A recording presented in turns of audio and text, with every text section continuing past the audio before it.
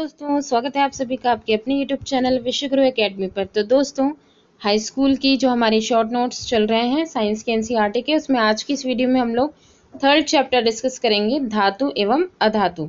ठीक है, तो चलिए स्टार्ट करते हैं। ये भी काफ़ी इंपॉर्टेंट चैप्टर है। तो देखिए, इसमें हम लोग मेनली मेटल और नॉन मेटल के बारे में डिस्कस करेंगे, उसकी सारी प्रॉपर्टीज़ जो भी हैं। और ये जो मेटल और नॉन मेटल है, ये जब रिएक्शन करती हैं तो किसके किसके साथ रिएक्शन करती हैं, ये सारी चीज़ें इसमें इंक्लूडेड रहेंगी। ठीक है, तो चलिए देखते हैं। इसमें सबसे पहले हम ये देखेंगे कि भौतिक गुणधर्म धातु अधातु दोनों के। तो सबसे पहले धातु के बारे में बात कर लें।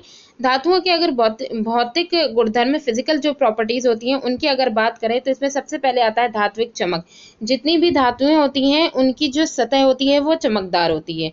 ठीक है, इसके अलावा और साथ ही साथ कठोरता भी होती है। धातुओं में जो है सामान्य धातुएं जो होती हैं वो कठोर, तो कठोरता भी एक इनकी प्रॉपर्टी हो जाएगी। ठीक है, आघात वर्धिता। आघात वर्धिता क्या होती है कि जो धातुएं होती हैं इनकी ये प्रॉपर्टी होती है कि उनको पीट करके पतली चादर तक बनाया जा सकता है। आप ये सोचिए कि जो सोना या चांदी, सोने की एकदम बहुत महीन तार भी कई किलोमीटर दूर तक की उतनी लंबी तार बनाई जा सकती है, यानी कि इतनी उसमें आघात वर्धिता, मतलब उसको पीट करके अगर हम उसको पतली चादर भी बना दे तभी भी वो उसमें उसका चूरा या मतलब उसमें किसी तरीके का कोई डिस्ट्रॉय होने का वो नहीं रहेगा। तो ये इसकी प्रॉपर्टी होती है। ठीक है, अच्छा, यहाँ पे तन्यता की जो बात की गई है, इसमें जो है सोने की जो तार है, सोने की जो बात की गई थी धातु की, ठीक है, इसकी पतले तार तक बनाए जा सकते हैं, कई किलोमीटर दूर तक है। तो तन्यता भी एक जो है धातु की प्रॉपर्टी है। ठीक है, इसके बाद देखिए, धातुएं ऊष्मा की सुचालक है और इनका गलनांक बहुत अधिक होता है। तो ये चीज़ हमें ध्यान रखना है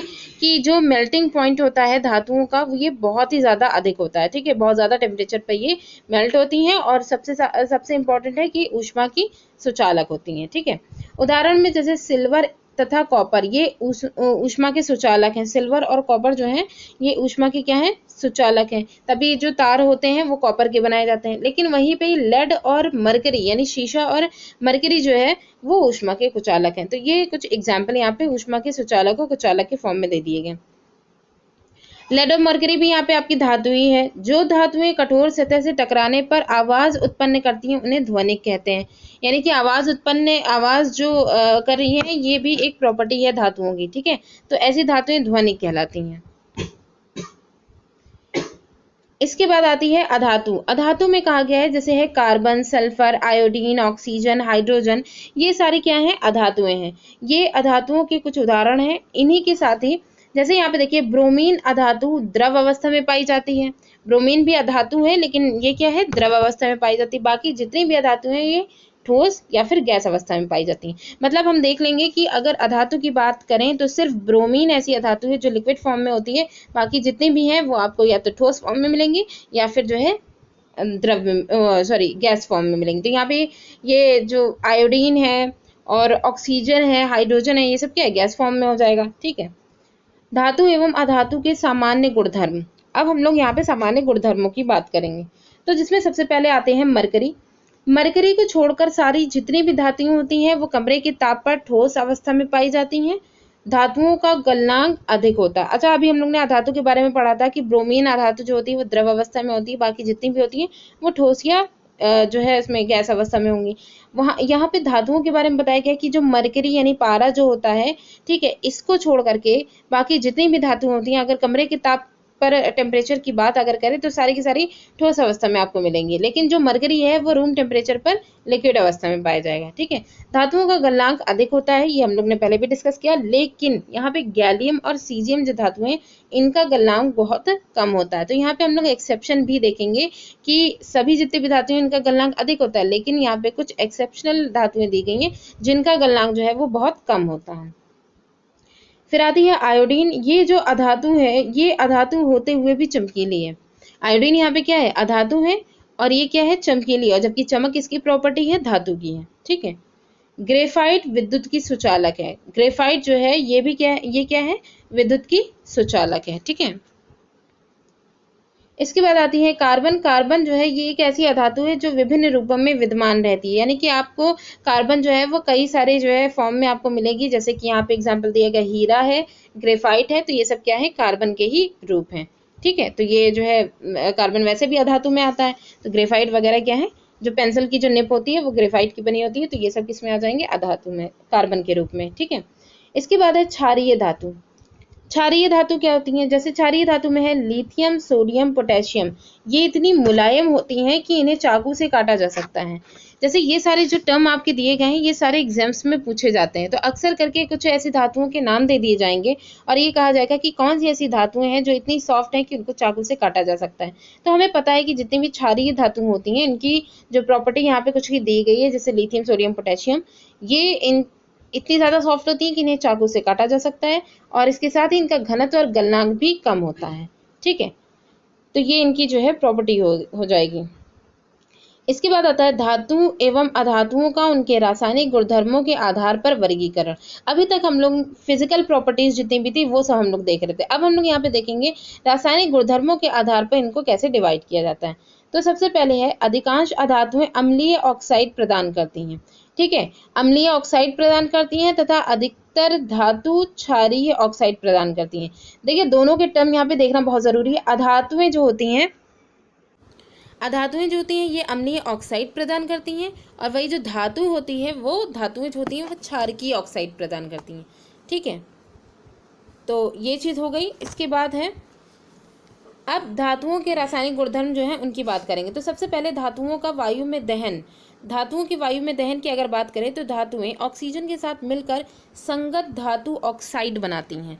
जब धातुएं ऑक्सीजन के साथ मिलती हैं तो ये धातु ऑक्साइड मतलब कि अपने जो कंपाउंड है धातु ऑक्साइड वो बनाने का काम करती हैं। इसी में ही मैग्नीशियम का वायु में चमकदार श्वेत ज्वाला के साथ दहन होता है। मैग्नीशियम क्या है, ये भी यहाँ पे धातु है। जब ये वायु की उपस्थिति में जलती है तो आपने देखा होगा इसका एक्सपेरिमेंट भी था कि ये चमकदार श्वेत ज्वाला के साथ ये इसका जो है दहन होता है। ठीक है, तो ये यहाँ पे हो गया कि ये भी जो है मैग्नीशियम ऑक्साइड ही यहाँ पे बनाएगी, क्योंकि यहाँ पे धातु ऑक्साइड की बात की जा रही है। इसी में ये एग्जाम्पल दिया गया है कॉपर का। कॉपर के 2 मॉलिक्यूल लिए गए, जब उनकी रिएक्शन ऑक्सीजन के साथ होती है तो ये कॉपर ऑक्साइड बना देता है। ठीक है, तो यहीं पे ये बात यहाँ पे क्लियर हो गई कि जो धातुएं होती हैं वो ऑक्सीजन के साथ मिल करके धातु ऑक्साइड बनाती हैं। इसके बाद आता है उभयधर्मी ऑक्साइड। उभयधर्मी ऑक्साइड क्या है, ऐसे धातु ऑक्साइड जो अम्ल तथा क्षारक दोनों से अभिक्रिया करके लवण तथा जल प्रदान करते हैं। जैसे हम लोग ने पढ़ा था कि अम्ल और क्षार जो हैं ये क्या करते हैं, आपस में जब रिएक्शन करते हैं तो लवण और जल बनाते हैं, ये रिएक्शन हो जाती है नॉर्मल। ठीक है, लेकिन यहाँ बताया गया है उभयधर्मी ऑक्साइड की अगर बात करें तो ऐसे धातु ऑक्साइड की बात की जा रही है। ठीक है, जो कि अगर अम्ल के साथ रिएक्शन कर रहे हैं तो भी लवण और जल बनाएंगे, क्षार के साथ रिएक्शन कर रहे हैं तब भी लवण और जल बनाएंगे। ठीक है, जैसे अब यहाँ पे देखिए एक एग्जाम्पल यहाँ पे दिया गया है धातु ऑक्साइड का, एल्यूमिनियम ऑक्साइड का यहाँ पे दिया गया है Al2O3। जब इसकी रिएक्शन 6HCl से हो रही है, यहाँ पे हाइड्रोक्लोरिक एसिड के साथ इसकी रिएक्शन हो रही है, तो ये क्या बना रहा है, लवण ये बनाएगा 2AlCl3। ये एक लवण है, सॉल्ट है, और 3H2O 3 मॉलिक्यूल वाटर के निकाल देगा। तो यहाँ पे क्या है, धातु ऑक्साइड की अम्ल के साथ अभिक्रिया हुई तो लवण और जल बना। ठीक है, अच्छा यहाँ पे एक बात और कही जाती है कि धातु ऑक्साइडों के बारे में ही बात कही जाती है कि धातु ऑक्साइड जो होते हैं वो जल में घुलनशील होते हैं। ठीक है, मतलब अधिकांश जितने भी धातु ऑक्साइड होते हैं वो जल में घुलनशील होते हैं, सब नहीं, लेकिन कुछ ऐसे होते हैं जो जल में मतलब यहाँ पे ये हो रहा है कि जो अधिकांश धातु ऑक्साइड है वो जल में अघुलनशील होते हैं, लेकिन कुछ ऐसे होते हैं जो जल में जब घुलते हैं तो क्षार प्रदान करते हैं। ठीक है, जैसे कि यहाँ पे हम देख सकते हैं N2O की अगर हम बात करें, Na2O यहाँ पे देख लेते हैं, Na2O की अगर बात करें तो ये सोडियम ऑक्साइड हो जाएगा। ठीक है, जब इसकी जल के साथ अभिक्रिया होती है तो ये क्या बनाता है, 2NaOH बनाता है। ठीक है, तो NaOH क्या है, क्षार है। तो वही बात है कि अधिकांश जो धातु ऑक्साइड है वो जल में अघुलनशील होते हैं, लेकिन कुछ जो है वो जब घुलनशील होते हैं तो क्या बनाते हैं, क्षार बनाते हैं। ठीक, इसके बाद देखिए विभिन्न धातुएं ऑक्सीजन के साथ विभिन्न अभिक्रियाशीलता प्रदर्शित करती हैं। अब यहाँ पे हम लोग जितनी भी यहाँ पे दी गई हैं, क्योंकि हम लोग यहाँ पे मेनली क्या देख रहे थे कि जब रासायनिक गुणधर्मों की बात की जा रही थी तो हम लोग सिंपल ये देख रहे थे कि वायु के साथ अगर धातुओं का दहन होगा तो वो क्या क्या प्रोडक्ट बनाएंगी। ठीक है, तो वायु के साथ अब वो चाहे दहन हो रहा हो चाहे वायु के साथ रिएक्शन हो रही हो, तो अभी तक हम लोग ने जितनी भी देखी अलग अलग तरीके की देखी। अब यहाँ पे हम देखेंगे कि कई सारी जो धातुएं हैं, ठीक है, क्योंकि हम लोग मेनली धातु ऑक्साइड की बात कर रहे थे, अब हम लोग धातुओं की बात करेंगे कि जब वो ऑक्सीजन के साथ अभिक्रिया करेंगी तो वो क्या अभिक्रियाशीलता प्रदर्शित करेंगी। तो यहाँ पे कुछ ऐसी धातुएं हैं जो अपनी उनकी जो अभिक्रियाशीलता है वो कन्फर्म है। ठीक है, वो प्रदर्शित करती ही हैं। जैसे पोटेशियम तथा सोडियम ये ऑक्सीजन के साथ बहुत तेज़ी से अभिक्रिया करते हैं। आपने देखा होगा कि अगर सोडियम को फ्री छोड़ दिया जाए तो बड़ी तेज़ी से ये रिएक्शन करेगा, ठीक है। तभी हम सोडियम को क्या करते हैं, केरोसिन या जो है इसके केरोसिन के तेल में मेनली डुबो करके रखते हैं। तो पोटेशियम तथा सोडियम ऑक्सीजन के साथ बहुत तेज़ी से अभिक्रिया करते हैं। सामान्य ताप पर मैग्नीशियम, एल्यूमिनियम, जिंक, लेड ये सब जो धातुएं होती हैं उन पर ऑक्साइड की पतली परत जम जाती है। ये जब ऑक्सीजन के साथ रिएक्शन करती है तो ऑक्साइड की पतली परत जम जाती है। इसके बाद है कॉपर, जो है वो उसका दहन तो नहीं होता लेकिन गर्म धातु पर कॉपर ऑक्साइड की काले रंग की परत चढ़ जाती है, ठीक है। तो अब यहाँ पे देखिए कॉपर की अगर बात करें तो इसका दहन तो नहीं होता, ये जलती नहीं है, लेकिन गर्म धातु पर अगर कॉपर ऑक्साइड की काले रंग की परत यहाँ पे चढ़ जाती है। मतलब यहाँ पे कॉपर की नॉर्मली वो इसका दहन नहीं होता, लेकिन जब इसकी ऑक्सीजन से रिएक्शन होती है तो कॉपर ऑक्साइड की परत गर्म धातु पर ये चढ़ जाती है, ठीक है। वो किस कलर की, काले रंग की परत चढ़ती है। इसके बाद है सिल्वर एवं गोल्ड की अगर बात करें तो ये अत्यंत अधिक ताप पर भी ऑक्सीजन के साथ अभिक्रिया नहीं करती, क्योंकि यहाँ पे हम लोग क्या पढ़ रहे हैं, उन धातुओं के बारे में पढ़ रहे हैं जो अभिक्रियाशीलता प्रदर्शित करती है ऑक्सीजन के साथ, बहुत तेज़ या बहुत धीमी या मध्यम। और यहाँ पे कुछ ऐसी धातुओं की बात हम लोग कर रहे हैं जो बिल्कुल भी अभिक्रियाशीलता प्रदर्शित नहीं करती हैं। तो यहाँ पे सिल्वर और गोल्ड की बात की गई, ये ऑक्सीजन के साथ बिल्कुल भी अभिक्रियाशीलता नहीं दिखाती है। एनोडीकरण की अगर बात करें तो एनोडीकरण क्या होता है, एल्यूमिनियम पर मोटी ऑक्साइड की परत बनाने की ये प्रक्रिया होती है, ठीक है। जैसे ये एल्यूमिनियम के हम लोग जो बर्तन लेते हैं वो नॉर्मल ओरिजिनल उसका जो है कलर होता है वो हम लोग को देखने को नहीं मिलता। आप देखेंगे कि जब आप नए बर्तन लेंगे तो इसमें कई मतलब कि बड़ा सफ़ेद सफ़ेद और अलग सी एक चमक रहती है, ठीक है। लेकिन जब उसको हम यूज़ करते जाते हैं तो एक वक्त आता है कि वो काला पड़ जाता है, ठीक है। तो मेनली हम ये कह सकते हैं कि उसमें क्या होता है, एनोडीकरण की प्रोसेस की जाती है। तो एल्यूमिनियम पर ऑक्साइड की पतली परत जो है वो लगातार वो चढ़ाते चले जाते हैं। इससे क्या होता है कि एल्यूमिनियम के क्षरण से उसको बचाया जा सकता है कि एल्यूमिनियम का क्षरण ना हो, ठीक है। तो ये चीज़ हो गई, उसके मेनली संक्षारण से बचाने के लिए हो गया। अच्छा, अब हम लोग यहाँ पे देखेंगे धातुओं की जल से अभिक्रिया। अभी क्या हम लोग देख रहे थे, वायु से अभिक्रिया। तो अलग अलग तरीके से वायु से अभिक्रिया हम लोग ने धातुओं की देखी। अब हम लोग जल से अभिक्रिया देखेंगे। तो इसमें देखिए जल के साथ अभिक्रिया करके धातुएं मेनली हाइड्रोजन गैस तथा धातु ऑक्साइड उत्पन्न करती हैं। यानी कि जब ये जल के साथ अभिक्रियाशीलता करती हैं तो हाइड्रोजन गैस जरूर रिलीज करती हैं, ठीक है, और धातु ऑक्साइड उत्पन्न करती हैं। यह जल में घुलनशील हैं, ठीक है। तो ये जो धातुएं होती हैं वो जब इस तरीके से धातु ऑक्साइड वगैरह ये जब उत्पन्न करती हैं तो ये क्या होती हैं, जल में घुलनशील होती हैं, ठीक है। लेकिन हम ये कह सकते हैं कि सभी जितनी भी धातुएं जो कि जल के साथ रिएक्शन कर रही हैं वो घुलनशील सभी हैं, तो ऐसा नहीं है, ठीक है। तो कुछ यहाँ पे जो है घुलनशील है, कुछ नहीं है।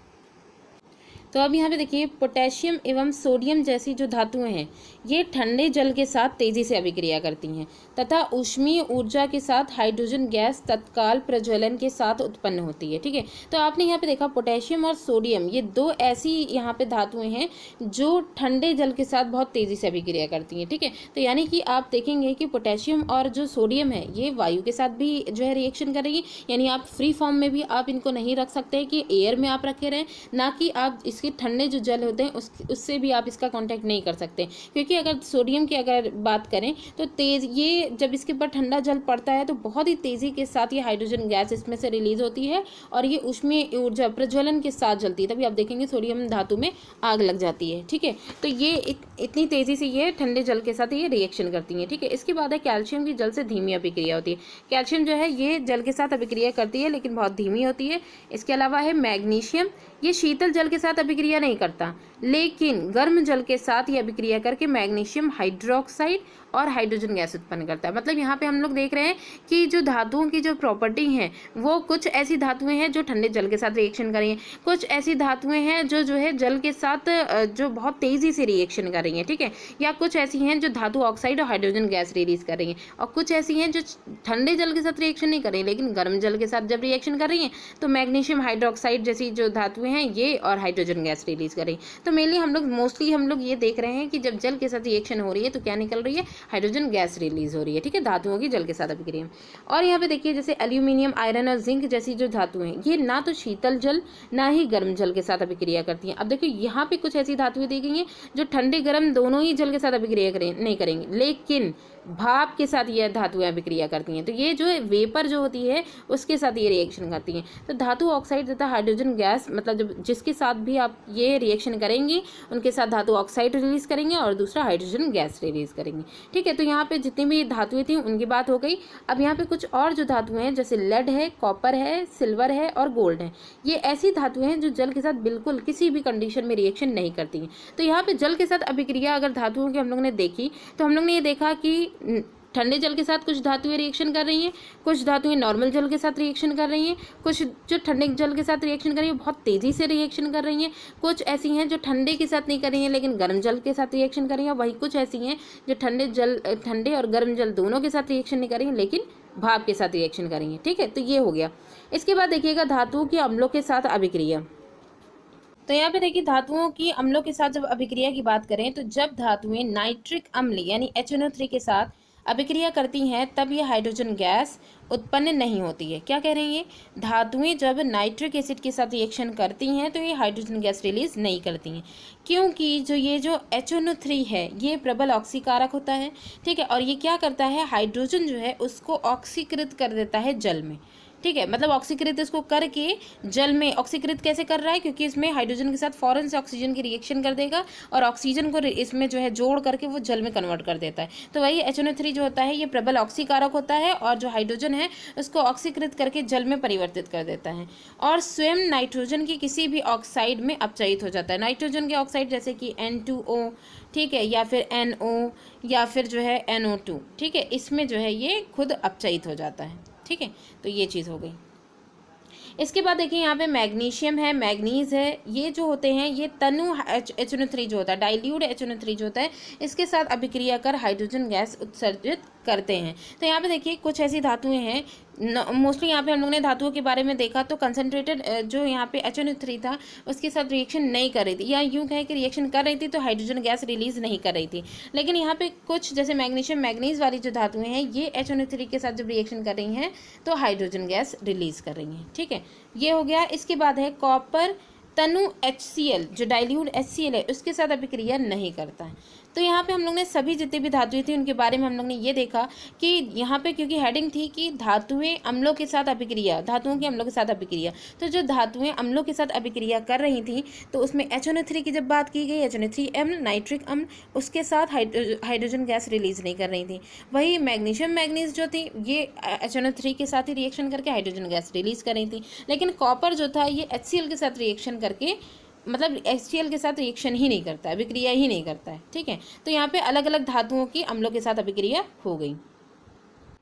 इसके बाद है एक्वारेजिया, बहुत ही ज़्यादा इसका फॉर्मूला फेमस होता है, अक्सर करके जितने भी जो सुनार वगैरह होते हैं वो लोग इसका यूज़ करते हैं। ठीक है, तो एक्वारेजिया का काम क्या होता है, इसमें देखिए कंसनट्रेटेड HCl, कंसनट्रेटेड HNO3, ठीक है, इनका यूज़ किया जाता है। HCl का जो परसेंट होता है वो 3% होता है, यानी 3 अनुपात HCl का होगा, 1 अनुपात HNO3 का होगा। ठीक है, तो ये दोनों मिल करके एक्वारेजिया बनाते हैं। एक्वारेजिया जो होता है इसका काम क्या होता है, एक्वारेजिया जो है ये मेनली अभिकर्म, मतलब अगर यहाँ पे देखें उन अभिकर्मकों में से एक को, मतलब ये अभिकर्मक की तरह काम करेगा और ये क्या काम करता है, गोल्ड एवं प्लैटिनम को गलाने में समर्थ होता है। तभी आपने देखा होगा जब हम लोग सुनार के वहाँ जाते हैं, जैसे कलर वगैरह जब बहुत डल हो जाता है, सोने का हो या फिर जो है चांदी का हो, तो उसका कलर उतर जाता है, तो हम लोग को ये रहता है कि कलर चढ़वाने जाते हैं। तो अक्सर करके क्या होता है कि सुनार इसी ये जो एक्वारेजिया जो होता है इसी में जब उसको भिगोते हैं तो ऊपर की उसकी लेयर जो होती है वो हट जाती है और उसकी वापस से जो उसकी चमक होती है ओरिजिनल गोल्ड की, तो वो जो है वापस से आ जाती है। तो हम लोग ये कहते हैं कि उन्होंने चोरी कर ली है, कि मतलब कि उसका वेट जो है, जाहिर सी बात है एक परत हट रही है तो वेट तो कम हो ही जाएगा। ठीक है, तो ये परत जो हट जाती है वो इसी की वजह से हट जाती है। ठीक है, तो ये चीज़ हो गई। इसके बाद देखिए सक्रियता श्रेणी की बात करते हैं। सक्रियता श्रेणी में वह सूची, ये जो सक्रियता श्रेणी है ये वह सूची है जिसमें धातुओं की क्रियाशीलता को अवरोही क्रम में इसको व्यवस्थित किया जाता है। तो यहाँ सक्रियता श्रेणी में कहा गया कि जो धातुएं हैं उनको अवरोही क्रम में, यानी कि उनका जो क्रियाशीलता का जो क्रम है वो घटता हुआ जो क्रम है उसमें रखा गया है। ठीक है, तो ये सक्रियता श्रेणी है। तो देख लेते हैं, ये यहाँ पे आपकी सक्रियता श्रेणी दिखाई गई है। धातुओं की सापेक्ष अभिक्रियाशीलता है, स्टार्टिंग में जो सबसे पहली दी गई हैं, जैसे सोडियम, पोटेशियम है, फिर सोडियम है, फिर कैल्शियम है, मैग्नीशियम है, एल्यूमिनियम है, ये सब जो हैं जिनमें पोटेशियम और सोडियम जो है ये सबसे अधिक अभिक्रियाशील, यानी स्टार्टिंग में जो होती हैं सबसे अधिक अभिक्रियाशील धातुएं होती हैं। उसके बाद जैसे यहाँ पे एल्यूमिनियम, जिंक, आयरन, लेड, ये सब जो होती हैं ये घटती अभिक्रियाशीलता का पूरा ये क्रम दिखाया गया। तो स्टार्टिंग में सबसे अधिक अभिक्रियाशील वाली होती हैं, उसके बाद ये सब धीरे धीरे एक दूसरे से कम होती जाती हैं। फिर यहाँ पे जो आती हैं हाइड्रोजन, हाइड्रोजन के बाद जितने भी यहाँ पे धातुएं हैं ये सबसे कम अभिक्रियाशीलता के क्रम में ये रखी जाएंगी, ठीक है। यानी कि इसके ऊपर वाली जितनी भी धातुएं हैं ये अगर ये धातुएं अगर नीचे वाली जो धातुएं हैं इनके सॉल्यूशन में जाती हैं तो ये क्या करेंगी, इनको इनके विलयन से जो इनका सॉल्यूशन होता है उससे इनको प्रतिस्थापित कर देती हैं। ये इनकी जो है काम होता है, क्योंकि इनकी जो है अभिक्रियाशीलता होती है वो इतनी तेज़ होती है कि वो उनको प्रतिस्थापित, उनके सॉल्यूशन से उनको हटा देती हैं। ये काम इनका होता है, ठीक है। तो अब वही हम लोग यहाँ पे देखेंगे। पहले तो यहाँ पे देखिए धातु एवं अधातुओं की जो अभिक्रिया है उसके बारे में बात कर लेते हैं, ठीक है। अच्छा, एक चीज़ और यहाँ पे अभिक्रियाशीलता वाला जो क्रम है इसमें एक चीज़ और देख लेते हैं। देखिए ये जो सारणी है इसको अभी हम लोग पीछे भी एक बार देखेंगे। इसमें देखिए potassium, sodium, calcium, magnesium, aluminium, यहाँ तक, ठीक है। इतने जो होते हैं ये किस में आते हैं, सबसे अधिक अभिक्रियाशील बोलें या फिर उच्च अभिक्रियाशील धातुएं हो जाएंगी, ठीक है। ये तो इनके लिए ये कहा जाता है कि ये अधिक अभिक्रियाशील धातुएं होती हैं जो कि स्वतंत्र अवस्था में ये नहीं पाई जाती। तो इनकी ये प्रॉपर्टी होती है, ये सारी जितनी भी धातुएं पोटेशियम से लेकर एल्यूमिनियम तक के है ये स्वतंत्र अवस्था में नहीं पाई जाती हैं क्योंकि ये बहुत तेज़ी से रिएक्शन करती हैं, ठीक। इसके बाद आता है Zn यानी जिंक, आयरन, लेड और कॉपर, ठीक है। अच्छा, कॉपर इसमें नेक्स्ट में चला गया है। ये आती हैं मध्यम अभिक्रियाशील धातुओं में आती हैं। ये जो धातुएं होती हैं ये पृथ्वी की जो भूपर्पटी है उसमें मुख्यतः ऑक्साइड के फॉर्म में, सल्फाइड के फॉर्म में, कार्बोनेट के रूप में ये पाई जाती है। मतलब ये इनका जो कंपाउंड होता है उसके फॉर्म में ये प्रेजेंट होती हैं, जिंक, आयरन, लेड और कॉपर, ठीक है। इसके बाद आता है सिल्वर और जो है ये यहाँ पे पारा आ जाएगा, मरकरी आ जाएगा, सिल्वर आ जाएगा और गोल्ड आ जाएगा, ठीक है। इसके अलावा और भी आता है, इसी में कॉपर भी रहेगा, कॉपर और सिल्वर और यहाँ पे पारा हो जाएगा और प्लेटिनम को यहाँ पे नहीं दिखाया गया तो प्लेटिनम भी यहाँ पे आ जाता है, ठीक है। ये जो होती हैं ये निम्न अभिक्रियाशील धातुओं में आती हैं और निम्न अभिक्रियाशील हैं तो जाहिर सी बात है रिएक्शन बहुत स्लो करेंगी, तो ये स्वतंत्र अवस्था में पाई जाती हैं, इनकी ये प्रॉपर्टी होती है। दूसरी इसमें जो कॉपर और सिल्वर जो होते हैं, कॉपर और सिल्वर ये जो दो धातुएं हैं ये अपने सल्फाइड और ऑक्साइड के फॉर्म में भी प्रेजेंट होती हैं, ठीक है। तो मतलब मेनली ये जो है सल्फाइड ऑक्साइड के जो अयस्क होते हैं उनके फॉर्म में ये पाई जाती हैं। तो निम्न अभिक्रियाशील वाली जो धातुएं होती हैं ये स्वतंत्र अवस्था में होती हैं, ठीक है, क्योंकि ये बहुत कम रिएक्शन करती हैं। इसके बाद आता है धातु एवं अधातुओं की अभिक्रिया। अब हम लोग क्या कहेंगे, जो वायु के साथ अभिक्रियाशीलता थी वो हो गई, जल के साथ अभिक्रियाशीलता थी वो हो गई, अम्लों के साथ अभिक्रियाशीलता थी वो हो गई, ठीक है। अब हम लोग देखेंगे धातुओं और अधातुओं के आपस में जो अभिक्रियाशीलता है उसका क्या है। धातु से अधातु में इलेक्ट्रॉन के स्थानांतरण से बने यौगिकों को आयनिक यौगिक कहते हैं। जब धातु अधातु की रिएक्शन होती है तो इनमें जो यौगिक बनते हैं उनमें इलेक्ट्रॉनों का एक्सचेंज होता है और ऐसे यौगिकों को हम लोग आयनिक यौगिक या वैद्युत संयोजक यौगिक कहते हैं, ठीक है। उदाहरण यहाँ बताया गया है विपरीत आवेश होने के कारण, ठीक है। सोडियम पॉजिटिव है, क्लोराइड नेगेटिव है, क्लोराइड पे आयन नेगेटिव है, परस्पर आकर्षित होते हैं क्योंकि दोनों पे विपरीत जो है चार्ज है, इस वजह से एक दूसरे की तरफ ये आकर्षित होते हैं। तथा मजबूत स्थिर वैद्युत बल जो होता है उससे बंद कर इलेक्ट्रोस्टैटिक फोर्स जो होता है बहुत ज़्यादा स्ट्रांग होता है आयनिक बॉन्ड में, ठीक है। और उनके साथ जब ये बनते हैं तो सोडियम क्लोराइड NaCl के रूप में ये उपस्थित होते हैं। अब ये कैसे बनते हैं, पहले तो देखिए सोडियम का जो अगर हम इसका जो एटॉमिक नंबर की बात करें और इलेक्ट्रॉनिक विन्यास की बात करें, ठीक है, तो यहाँ पे देखिए सोडियम में 281 लास्ट इसकी जो शेल होती है इसमें कितने प्रेजेंट है, 1 प्रेजेंट है। तो ये क्या करेगा अपने आप को बैलेंस करने के लिए या यूँ कहें इनर्ट गैस के जो है मतलब कि उनका जो एटॉमिक नंबर है, ठीक है, उनके बराबर करने के लिए ये क्या करेंगे, एक इलेक्ट्रॉन अगर ये दे देंगे, त्याग देंगे तो फिर इनके ऊपर प्लस चार्ज आ जाएगा, ठीक है। तो ये बन जाएगा सोडियम का धन आयन। क्लोरीन जो होता है इसकी लास्ट जो सेल होती है इसमें एक इलेक्ट्रॉन की कमी है, क्योंकि हर सेल में 8 इलेक्ट्रॉन पूरे होने चाहिए, ठीक है।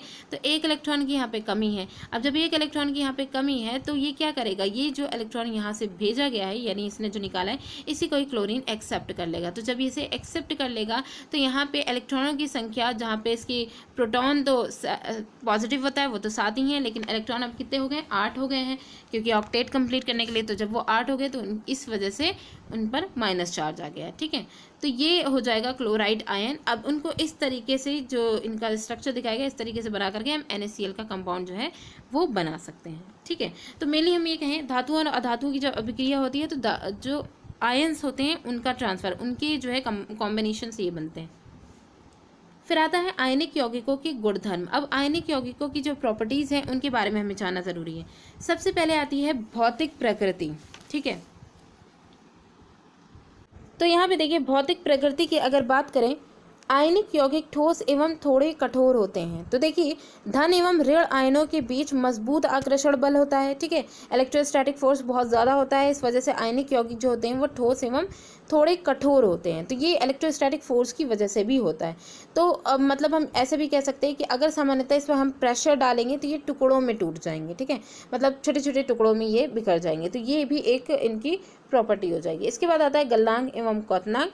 इन यौगिकों का गलनांक एवं क्वथनांक बहुत अधिक होता है, ठीक है।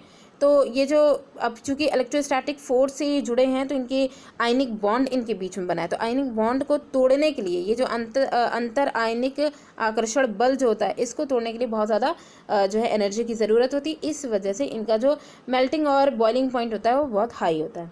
घुलनशीलता की अगर बात करें, ये जल में घुलनशील तथा केरोसिन, पेट्रोल आदि विलायकों में अविलेय होते हैं। तो ये जल में घुलनशील होते हैं।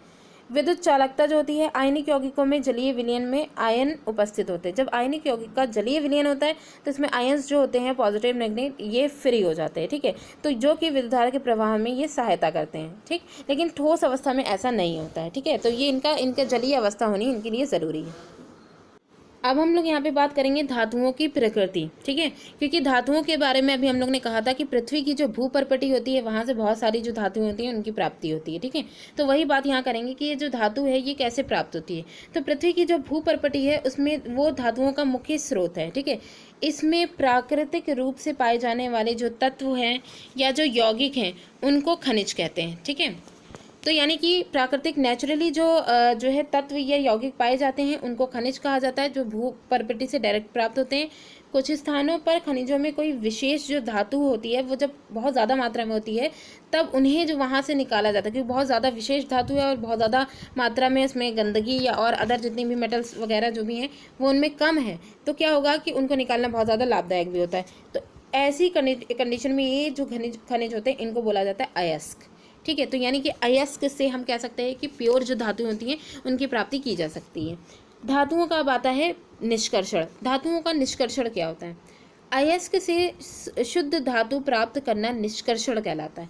तो निष्कर्षण की जो प्रोसेस होती है इसमें जो अयस्क होता है इससे शुद्ध धातु प्राप्त की जाती है, ठीक है, क्योंकि अयस्क के बारे में ये कहा गया है कि इसमें धातुओं की प्रॉपर्टी सबसे ज़्यादा प्रेजेंट होगी, ठीक है। अभिक्रियाशीलता के आधार पर हम धातुओं को 3 वर्गों में विभाजित करते हैं: निम्न अभिक्रियाशील धातुएं, मध्यम अभिक्रियाशील धातुएं और उच्च अभिक्रियाशील धातुएं। तो ये वही जो धातु हैं जिनके बारे में अभी हम लोग ने बात की थी, वही सक्रियता श्रेणी की बात हो रही थी यहाँ पे, ठीक है। तो यहाँ पे देखिए ये सोडियम और potassium, sodium, calcium, magnesium, aluminium, ठीक, जो कि उच्च अभिक्रियाशील धातुओं में आते हैं। इनके बारे में वही बात कही गई है। एक तो ये तो स्वतंत्र अवस्था में जो है प्रेजेंट नहीं रहती हैं, दूसरा इनकी जो प्राप्ति होती है विद्युत अपघटन के द्वारा हम इसे प्राप्त कर सकते हैं, ठीक है। इसके अलावा है ये जिंक, आयरन, लेड, कॉपर, ये सब जो होती हैं ये मध्यम अभिक्रियाशील वाली जो धातुएं होती हैं, ठीक है। कार्बन के उपयोग से इनका अपचयन करके हम इन्हें प्राप्त कर सकते हैं, तो अपचयन विधि के द्वारा हम इन्हें प्राप्त कर सकते हैं, ठीक है। इसके बाद लास्ट में आते हैं सिल्वर और गोल्ड। ये प्राकृतिक अवस्था में उपस्थित होती हैं, इनमें कुछ भी मतलब कोई और जो है काम करने की ज़रूरत नहीं है इनकी प्राप्ति के लिए। तो मेनली ये स्वतंत्र अवस्था में प्रेजेंट रहती हैं, ठीक है। अच्छा, अब यहाँ पे देखिए अयस्क की अगर बात करें कि एक अयस्क से कैसे प्योर धातु प्राप्त होती है, तो उसके लिए ये पूरी प्रोसेस बताई गई है। तो एक बार हम लोग ये चार्ट जो है उसे देख लेते हैं, उसके बाद फिर इसको डिस्कस करेंगे। तो यहाँ देखिए पहले हम लोग ये देख लें कि जो अयस्क है उससे हम लोग शुद्ध धातु कैसे प्राप्त करेंगे या धातु का शोधन कैसे करेंगे। ठीक है, सबसे पहले जो अयस्क है उसका जब सांद्रण किया जाता है, जिसमें डिस्ट्रीब्यूशन किया जाता है, किस आधार पर उच्च अभिक्रियाशील धातुओं को देखा जाता है, मध्यम अभिक्रियाशील धातुओं को देखा जाता है और निम्न अभिक्रियाशील धातुओं को देखा जाता है।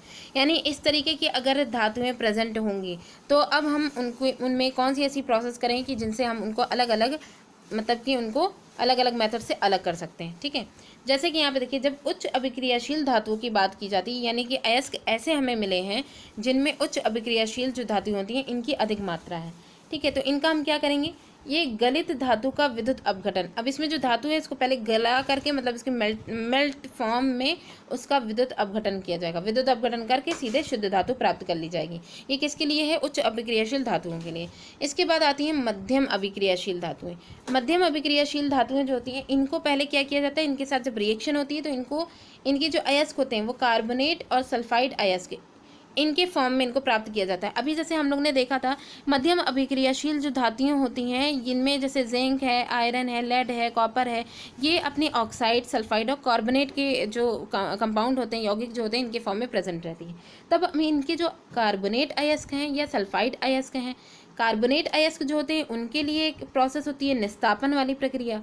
ठीक है, निस्तापन के द्वारा धातु के ऑक्साइड में इनको कन्वर्ट किया जाता है। और सल्फाइड अयस्क जो होते हैं इनको भर्जन वाली जो प्रोसेस होती है इसके द्वारा इनको धातु ऑक्साइड में कन्वर्ट किया जाता है। तो पहले ये दोनों प्रोसेस जो है इनका यूज़ करके धातु ऑक्साइड में कन्वर्ट किया जाता है।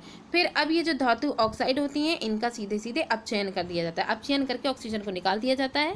ठीक है, अपचयन की प्रोसेस ही यही होती है कि इसमें ऑक्सीजन जो होता है उसको निकाल दिया जाता है। तो उसके बाद प्योर जो हमारी धातु होती है वो निकल जाती है। तो इसलिए इसको प्योर धातु प्राप्त करने के लिए हमें जो अयस्क से उसकी सफाई का जो मतलब मेन मेथड है उसको ईजी करते जाना है। ठीक है, ये चीज़ हो जाएगी। ये जो इतनी सारी जो प्रोसेस हम लोग ने पढ़ी वो पढ़ी मध्यम अभिक्रियाशील धातुओं के लिए ये चीज़ है। इसके बाद आता है निम्न अभिक्रियाशील जो धातु होती हैं इनके लिए बात कही गई थी कि जो निम्न अभिक्रियाशील धातु होती हैं जैसे इनमें कॉपर और सिल्वर आता है, ये अपने सल्फाइड या ऑक्साइड के फॉर्म में भी प्रेजेंट होती हैं। तो अगर मान लीजिए सल्फाइड अयस्क अगर प्रेजेंट है जो भी धातुएं यहाँ पे बताई जा रही हैं, ठीक है, तो उनका सल्फाइड अयस्क के लिए हमेशा प्रोसेस क्या की जाती है, भर्जन की प्रोसेस की जाती है। भर्जन की जो प्रोसेस होती है इसमें से वही धातु ऑक्साइड या मेनली डायरेक्टली धातु भी प्राप्त की जा सकती है। ठीक है, फिर उसके बाद उसका परिष्करण किया जाता है कि इसमें और मतलब प्योर है कि नहीं है, उसकी टेस्टिंग की जाती है। ठीक है, तो ये सारी चीज़ें, ये पूरी प्रोसेस है जिसके द्वारा हम अलग अलग तरीके के जो यौगिक हैं या कंपाउंड हैं धातुओं के, उनसे हम प्योर धातु प्राप्त कर सकते हैं। अब यहाँ पे कुछ ऐसी चीज़ें हैं जो जिनके बारे में जानना ज़रूरी है। जैसे अभी हम लोग ने निस्तापन और भर्जन की प्रोसेस को देखा था, तो उसी को यहाँ पे देख लेते हैं। सबसे पहले आता है अयस्कों का समृद्धिकरण। अयस्कों का समृद्धिकरण क्या है, धातु अयस्कों में से मिट्टी, रेत आदि जैसी कई अशुद्धियाँ जिन्हें गैंगियो कहते हैं को हटाने के लिए जिन प्रक्रियाओं का उपयोग किया जाता है वे अयस्क एवं गैंग के भौतिक या रासायनिक गुणधर्मों पर आधारित होती हैं। तो हम ये कह सकते हैं कि अयस्कों का समृद्धिकरण में मेनली मोटी मोटी जो अशुद्धियाँ होती हैं उनको हटा दिया जाता है, जैसे चाहे वो मिट्टी हो या रेत हो। सक्रियता श्रेणी में नीचे आने वाली धातुओं का निष्कर्षण।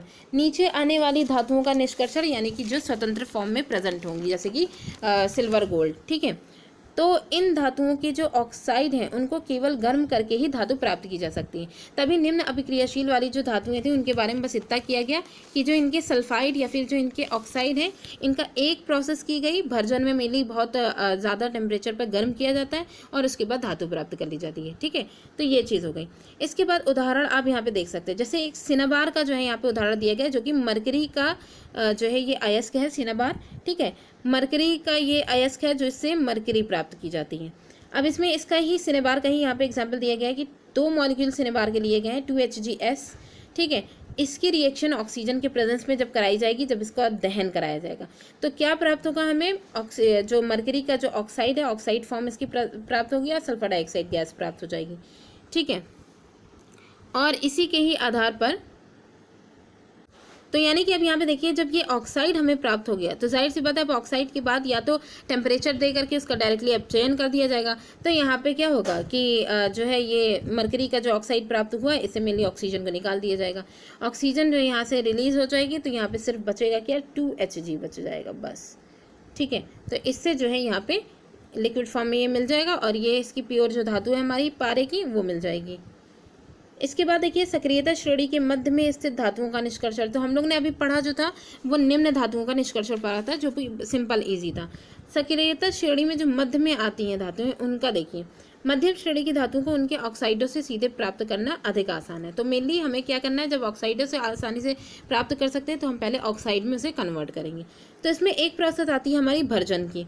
भर्जन किसके लिए, सल्फाइड अयस्कों के लिए है, और निस्तापन जो है वो कार्बोनेट अयस्कों के लिए। ये ध्यान रखना बहुत ज़रूरी है, ये दोनों प्रोसेस हमेशा पूछी जाती हैं। तो देखिए भर्जन की बात अगर करें तो सल्फाइड अयस्क जो है इनको वायु की उपस्थिति में जब अधिक ताप पर गर्म किया जाता है तो ये ऑक्साइड में परिवर्तित हो जाते हैं, सिंपल।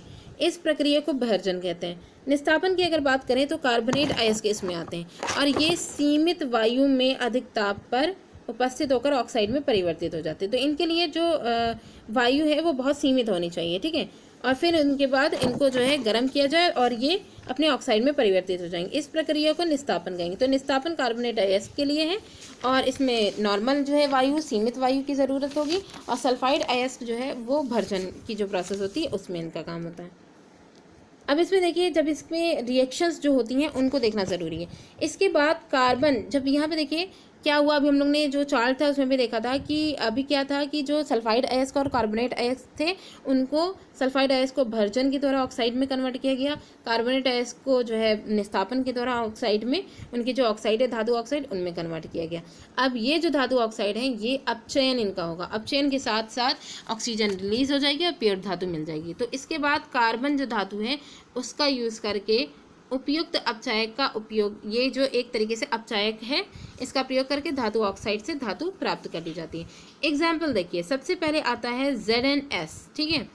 तो ये जो ZnS होता है इसके 2 मॉलिक्यूल लिए गए हैं, इनकी रिएक्शन का जो ऑक्सीजन से हुई, ऑक्सीजन के 3 मॉलिक्यूल से। टेम्परेचर बहुत ज़्यादा अधिक टेम्परेचर दिया गया, ठीक है, क्योंकि यहाँ पे देखिए जिंक सल्फाइड दिया गया तो ये सल्फाइड अयस्क है। अब इसकी रिएक्शन जब हुई, टेम्परेचर बहुत ज़्यादा दिया गया तो जिंक ऑक्साइड में कन्वर्ट हो गया और सल्फर डाइऑक्साइड गैस निकल गई। तो ये प्रोसेस किस में हुई, भर्जन में हुई, ठीक है, क्योंकि भर्जन में सल्फाइड अयस्क होगा। तो अब ऑक्सीजन जो है ऑक्साइड अब प्राप्त हो गए तो इनका अपचयन के द्वारा इनको हटा दिया जाएगा। फिर आता है ZnCO3, तो यहाँ पे ये कार्बोनेट अयस्क हैं जिंक के। इनको डायरेक्ट टेम्परेचर के साथ रिएक्शन करा करके गर्मी में इनका जो है मतलब कि इनको यहाँ पे बताया जाएगा कि टेम्परेचर की प्रेजेंस में इनको जिंक ऑक्साइड में कन्वर्ट कर दिया जाएगा और इसमें कार्बन डाइऑक्साइड गैस रिलीज होगी। ये जो प्रोसेस होती है वो होती है क्या, निस्तापन। इसके बाद आता है ZnO, तो यहाँ पे जिंक ऑक्साइड की अब बात की जा रही है। जिंक ऑक्साइड अकेला जो होता है ये कार्बन के साथ अधिक टेम्परेचर पर ये जिंक को प्राप्त कर लेगा सीधा और कार्बन मोनोऑक्साइड प्राप्त हो जाएगी। यानी कि ऑक्साइड अयस्कों से जब अपचयन की प्रोसेस होती है तो सिंपल कार्बन का यूज़ करके कार्बन मोनोऑक्साइड बन जाएगा, धातु निकल जाएगी। ये हो जाती है अपचयन की प्रक्रिया, ठीक है। धातुओं को उनकी यौगिकों के से प्राप्त करना भी अपचयन प्रक्रम कहलाता है। तो यहाँ बताया गया जो धातु हैं उनको उनकी यौगिकों से प्राप्त करना, ठीक है, तो ये भी एक तरीके से अपचयन प्रोसेस ही हो जाएगी। इसके अलावा है अत्यधिक अभिक्रियाशील जो धातु होती हैं जैसे कि सोडियम, कैल्शियम, एल्यूमिनियम, जैसे यहाँ पे स्टार्टिंग में पोटेशियम भी लिया गया था, आदि को अपचायक के रूप में भी उपयोग कर सकते हैं। तो ये भी क्या करते हैं, ये इनकी प्रेजेंस में ऑक्सीजन को जो है ईजिली यहाँ से रिमूव कर दिया जाता है, ठीक है। तो ये भी एक तरीके के अपचायक होते हैं क्योंकि ये निम्न अभिक्रियाशील धातुओं को उनकी यौगिकों में विस्थापित कर देती है। अच्छा, ये इनको कहा गया है कि ये भी एक अच्छे अपचायक होते हैं, ठीक है। कौन, सोडियम, कैल्शियम, एल्यूमिनियम, तो ये अपचायक के रूप में इनका प्रयोग किया जाता है। और अब ये लोग करते क्या हैं, तो ये यही करते हैं कि निम्न अभिक्रियाशील धातुएं जो होती हैं उनको उनकी यौगिकों में विस्थापित कर देती हैं, ठीक है, यौगिकों से अलग कर दिया जाता है। उदाहरण जैसे 3MnO2, मैग्नीशियम, वो मैग्नीज ऑक्साइड का यहाँ पे 3 मॉलिक्यूल लिया गया है और 4Al की जो है यहाँ पे एल्यूमिनियम की रिएक्शन हो रही है। तो एल्यूमिनियम जो है ये प्रबल धातुओं में आता है ना, सॉरी, यहाँ पे एल्यूमिनियम जो है वो उच्च अभिक्रियाशील जो धातुएं होती हैं उनमें आता है। तो अब यहाँ पे देखिए मैग्नीशियम ऑक्साइड को हमने लिया और 4Al एल्यूमिनियम के 4 मॉलिक्यूल, इनकी जब रिएक्शन हुई तो मैग्नीशियम, मैग्नीज, ठीक है, तो मैग्नीज के 3 मॉलिक्यूल ये अलग हो गए और 2Al2O3 और ऊष्मा, ये मतलब कि यहाँ पे इनका प्रोडक्ट बनता है, ठीक है। तो निम्न अभिक्रियाशील धातुओं को उनकी यौगिकों से विस्थापित करने का काम जो है ये अधिक अभिक्रियाशील जो धातु होती हैं ये करती हैं, ठीक है। ये विस्थापन अभिक्रियाएं अत्यधिक ऊष्मा क्षेपी होती है, तभी ये इतनी ज़्यादा ऊष्मा क्षेपी होती है कि इनमें से हमेशा एनर्जी रिलीज ही होती रहती है। इसके बाद आता है थर्मिट अभिक्रिया। थर्मिट अभिक्रिया क्या होती है? आयरन ऑक्साइड Fe2O3 के साथ एल्यूमिनियम की अभिक्रिया का उपयोग रेल पटरी एवं मशीनी जो पुर्जे की जो दरारें होती हैं उनको भरने के लिए किया जाता है। इस अभिक्रिया को थर्मिट अभिक्रिया कहते हैं। तो थर्मिट अभिक्रिया में किसकी बात की गई है? एक तो आयरन ऑक्साइड की बात की गई है। उसके साथ जब एल्यूमिनियम की अभिक्रिया कराई जाती है तो एल्यूमिनियम की अभिक्रिया करा करके हम रेल पटरी को बनाने या उसमें कोई दरारें या मशीन के पुर्जों में जो दरारें पड़ जाती हैं उनको जोड़ने के लिए इसका यूज़। अच्छा, अब यहाँ पे देखिए थर्मिट अभिक्रिया जो है इसमें जो रिएक्शन है उसको यहाँ पे दिखाया गया है। यहाँ बोला गया था आयरन ऑक्साइड, तो आयरन ऑक्साइड की जब एल्यूमिनियम के साथ रिएक्शन होती है तो एल्यूमिनियम जो होता है ये अधिक अभिक्रियाशील धातुएं होती हैं। उनके बारे में ये कहा गया है कि ये एक अच्छी अपचायक भी होती हैं। तो ये क्या करती हैं? एल्यूमिनियम जाएगा और ये आयरन ऑक्साइड जो है इससे क्या कर देगा? ऑक्सीजन को रिलीज कर देगा। अपचयन में यही तो होता है कि ऑक्सीजन को हटा दिया जाता है, ठीक है। इसको हटाने के बाद प्योर हमारे पास आयरन की जो उसको हटा करके अपना जो भी लवण या जो कुछ भी यहाँ पे बनाना है ऑक्साइड, एल्यूमिनियम ऑक्साइड बना लेगा, ठीक है। उसी के ही अपने खुद की जो है ऑक्साइड बना लेगा और यहाँ पे जो आयरन है ये फ्री हो जाएगी, ठीक है। और क्या है? ऊष्माक्षेपी अभिक्रिया बोली गई, इस वजह से एनर्जी रिलीज होगी, ठीक। फिर आता है धातुओं का परिष्करण। अब धातुओं के परिष्करण की अगर बात करें, इनकी साफ सफाई की बात, तो इसमें देखिए धातुओं से अपद्रव को हटाना परिष्करण कहलाता है। जो अपद्रव्य होते हैं उनको हटाया जाता है, ठीक है।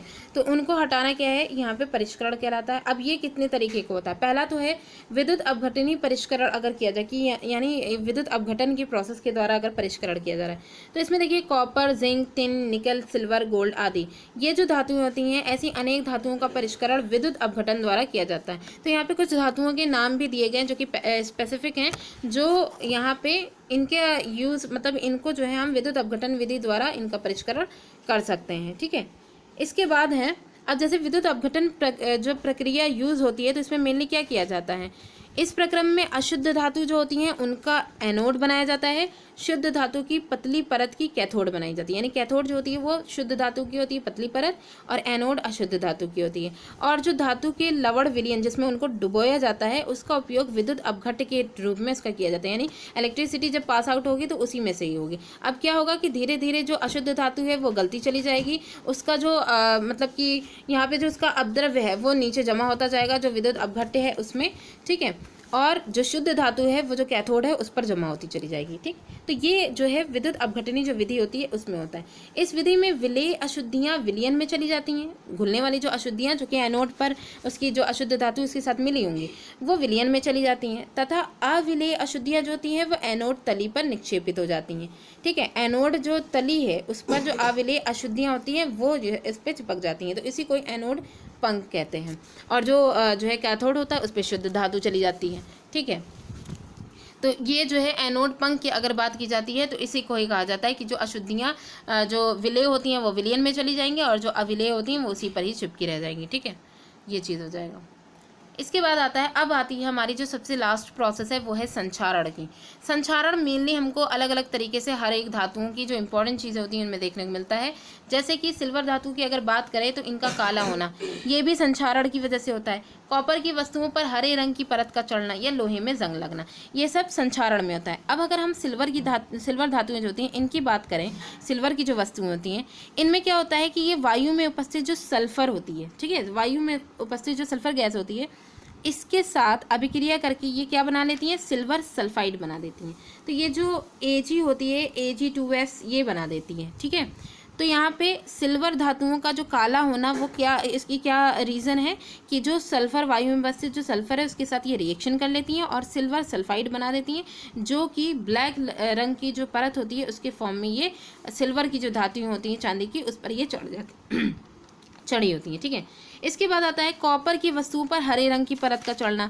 हरे रंग की परत कैसे चढ़ती है? कॉपर की आर्द्र जो कार्बन डाइऑक्साइड होती है, ठीक है, नमी वाली जो कार्बन डाइऑक्साइड होती है इसके साथ ये अभिक्रिया करके बेसिक कॉपर कार्बोनेट का निर्माण करती हैं। कौन? नॉर्मल जो कॉपर होती है, ये बेसिक कॉपर कार्बोनेट जो बनाती हैं यही क्या होता है? हरे रंग की जो परत होती है इसकी फॉर्म में उसके ऊपर जो है मतलब एक अपनी परत बना लेती है कॉपर पर। लास्ट में आता है लोहे में जंग लगना। लोहे में जंग लगना आप सब जानते हैं, ये आर्द्र वायु में ऑक्सीजन की जो प्रेजेंस होती है उसके साथ इसकी रिएक्शन होती है और ये जो प्रोसेस होती है ये काफ़ी लंबी होती है।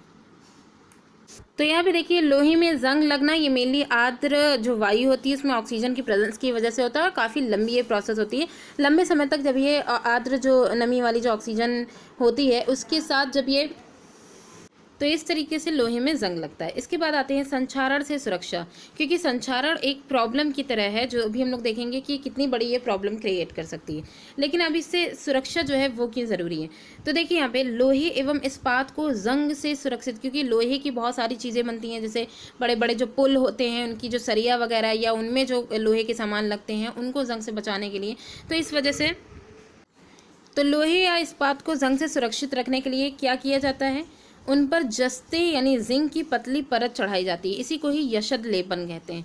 इसका ये जो यशद लेपन होता है इसके द्वारा हम कई दिनों तक आप देखेंगे कि लोहे की जो पानी के पाइप होते हैं, ठीक है, वो भी जो है सेफ रहते हैं। तो उनमें भी ये यशद लेपन जो उनमें जस्ते की जो परत होती है उसको चढ़ा दिया जाता है, ठीक है। इसके अलावा आप देखेंगे लोहा, निकल, क्रोमियम, इन तीनों के मिलने से स्टेनलेस स्टील बनती है, ठीक है, जिसके बर्तन बनाए जाते हैं। तो ये भी ये मिश्र धातुओं का यूज़ करके भी जो है जो मेन चीज़ है जैसे लोहे या लोहे का जो मतलब क्षरण है उसको रोका जा सकता है, ठीक है। तो स्टेनलेस स्टील के मेनली बर्तन यूज़ होते हैं। इसके बाद देखिए मिश्र धातुएं क्या होती हैं। दो या दो से अधिक धातुओं के समांगी मिश्रण को ही हम मिश्र धातु कहते हैं। दो या दो से अधिक धातुओं का समांगी मिश्रण प्रेजेंट हो। जैसे यहाँ पे उदाहरण है पारद यानी मरकरी की मिश्र धातु जो होती है, ठीक है, इसको मिश्र धातु भी कहेंगे, उसको हम अमलगम कहते हैं। मरकरी की जो मिश्र धातु होती है इसको क्या कहते हैं, अमलगम कहते हैं, ठीक है। शुद्ध धातु की अपेक्षा उसकी मिश्रातु की यानी मिश्र धातु की विद्युत चालकता तथा गलनांक कम होता है। शुद्ध धातु की हम लोग ने देखा था कि इसका गलनांक वगैरह जो था ये जो है काफ़ी अधिक होता है, विद्युत चालकता भी काफ़ी अधिक होती है। लेकिन जब इनकी मिश्र धातु हो जाती है यानी इसमें कई और जो है धातुएं मिल जाती हैं, तब इनकी विद्युत चालकता और गलनांक जो होता है ये काफ़ी कम हो जाता है। उदाहरण जैसे कि तांबा है, ये जब जस्ते के साथ मिलता है तो बनाता है पीतल, जो कि क्या है, विद्युत का कुचालक है, ठीक है। वहीं आप हम देखेंगे कि तांबे का जो तार होता है ये विद्युत का सुचालक होता है। जब ये जस्ते के साथ मिल जाएगा तो पीतल बनाएगा जो कि कुचालक की तरह काम करेगा। फिर वही है तांबा जब टिन के साथ मिलता है तो कांसा बनाता है, ठीक है, और ये भी क्या होता है, विद्युत का कुचालक होता है। तांबे ये कॉपर जो होता है इसका प्रयोग विद्युत परिपथ में जो तार वगैरह जो होते हैं इनको बनाने में इसका यूज़ किया जाता है, ठीक है। तो मेनली हम ये कह सकते हैं कि जब ये अपने मिश्र धातु के साथ मिलते हैं तब इनका गलनांक और विद्युत चालकता जो होती है काफ़ी कम हो जाती है, तो ये एज अ कुचालक की तरह भी काम करने लग जाते हैं। शीशे की अगर बात करें, शीशा और टिन ये दोनों मिलकर के सोल्डर बनाते हैं, ठीक है। अब ये सोल्डर जो है इसका काम क्या होता है, इसका गलनांक बहुत कम होता है और इसका उपयोग विद्युत तारों की परस्पर वेल्डिंग के लिए भी इसका यूज़ किया जाता है। इनकी जो विद्युत तारों की जो वेल्डिंग होती है इनके लिए इनका यूज़ किया जाता है, सोल्डर जो होते हैं, ठीक है।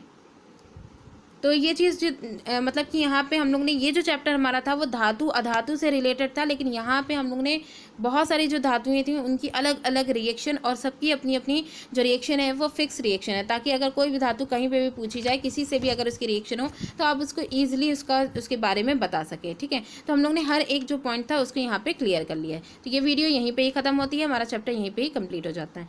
तो वीडियो कैसी लगी कमेंट करके ज़रूर बताइएगा। Thanks for watching.